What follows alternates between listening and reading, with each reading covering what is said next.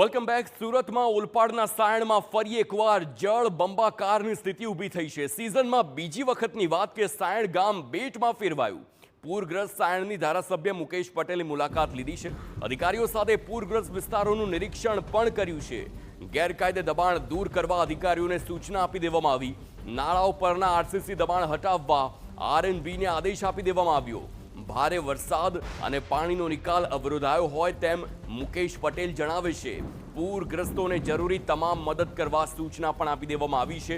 આ સાથે જ સાયણમાં જળ બંબાકાર બાદ પણ ત્યારબાદ તંત્ર હરકતમાં આવ્યું. ઓલપાડમાં વરસાદી પાણીથી જનજીવન ફરી પ્રભાવિત થયું.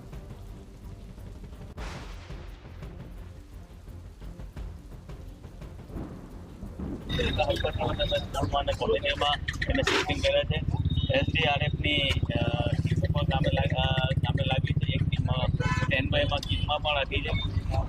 સાથે સાથે દરેક લોકોને અમે જમવાની પણ અમે વ્યવસ્થા કરી